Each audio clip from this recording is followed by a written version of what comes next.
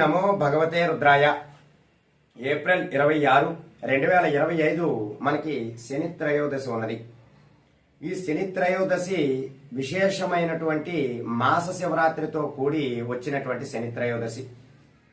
ఈ శని త్రయోదశి నాడు చిన్నపాటి పరిహారాలు ఆచరించడం ద్వారా మనకి ఉన్నటువంటి శని దోషాలన్నీ కూడా తొలగిపోయి మన పనులలో ఆటంకం లేకుండా మనం అనుకున్నటువంటి పనులన్నీ కూడా పూర్తయ్యే విధంగా ఈ పరిహారాలు ఆచరించడం ద్వారా మనకి పూర్తవుతాయి. అయితే శనివారం నాడు మీరు ఏప్రిల్ 26, 2025 మీరు ప్రాతకాలాన్ని నిద్రలేచి చక్కగా తలస్నానం చేసుకుని మీకు దగ్గరలో ఉన్నటువంటి శివాలయం వద్దకు వెళ్ళి అక్కడ నవగ్రహాల వద్ద మీరు ప్రదక్షిణా నమస్కారాలు చేసుకోవాలి. అయితే ఈ ప్రదక్షిణలు 9 లేదా 11 ప్రదక్షిణములు చేసుకోవాలి. ఈ ప్రదక్షిణములు చేసిన తరువాత మీరు నల్ల నువ్వుల నూనెతో శనేశ్వరుడికి అభిషేకాన్ని జరిపించాలి. అభిషేకం చేసిన తరువాత ఇంకా మీకు అవకాశం ఉంటే మీరు కొబ్బరి నీళ్లతో కూడా శనేశ్వరుడికి అభిషేకం చేస్తూ ఉండాలి. ఈ సమయంలో మీరు ఓం శం శనేశ్వరాయ నమః అనేటటువంటి మంత్రాన్ని చెబుతూ శనేశ్వరుడికి ఈ పూజా కార్యక్రమాన్ని అంతా కూడా చేస్తూ ఉండాలి. ఇంకా మీరు శనేశ్వరుడికి అలాగే ఉప్పుని నైవేద్యంగా పెట్టాలి. అలాగే నల్ల జీడి పిక్క అని ఉంటుంది, పూజా స్టోర్లో అడిగితే ఇస్తారు. ఆ నల్ల జీడి పిక్కను కూడా మీరు నైవేద్యంగా పెట్టాలి. అలాగే ఒక మేకును కూడా నైవేద్యంగా పెట్టాలి. ఇంకా 1 కేజీ పావు నల్ల నువ్వులు కొనుగోలు చేసి దానిని నల్లటి వస్త్రంలో చుట్టి మీకు ఆ దేవాలయంలో ఉన్నటువంటి బ్రాహ్మణుడికి దక్షిణ తాంబూలాలతో ఖచ్చితంగా దానం చేసుకోవాలి.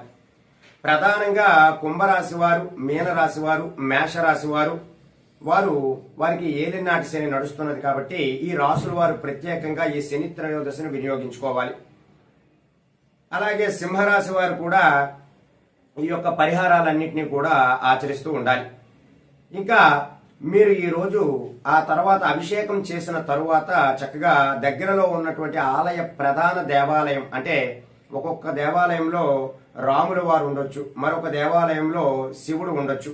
అలా ఏ దేవాలయంలో అయితే ప్రధాన ఆలయంలో ఉన్నటువంటి దేవతకు చక్కగా నమస్కారం చేసుకుని ఇంకా శివాలయము నవగ్రహాలు ఉన్నటువంటి దేవాలయంకు వెళితే ఇంకా చాలా మంచి ఫలితాలు అనేటటువంటివి కలుగుతాయి. అలా శివాలయంలో ఉన్నటువంటి శివుణ్ణి కూడా దర్శనం చేసుకుని చక్కగా మీ ఇంటికి తిరిగి వచ్చే ఈ యొక్క మిగిలిన కార్యక్రమాలన్నీ కూడా మీరు చేసుకోవచ్చు. అలాగే ఈ శని త్రయోదశి మాస శివరాత్రితో కూడినటువంటి శని త్రయోదశి కాబట్టి విశేషమైనటువంటి ఫలితాలు అనేటటువంటివి ఉంటాయి. ఇంకా ఈ శనివారం నాడు ఉపవాసం ఉంటే చాలా మంచిది. మీరు సాయంత్రం ప్రదోషకాల సమయంలో, అంటే మనకి సాయం సంధ్య వేళ 5:30 నుండి 6:30 మధ్యలో ఈ యొక్క శనేశ్వరుడికి సంబంధించినటువంటి ఈ యొక్క పరిహారం, ఈ యొక్క అభిషేకం గనక మీరు శివాలయంలో చేసినట్లయితే మీకున్నటువంటి సమస్త శని దోషాలు కూడా తొలగిపోతాయి.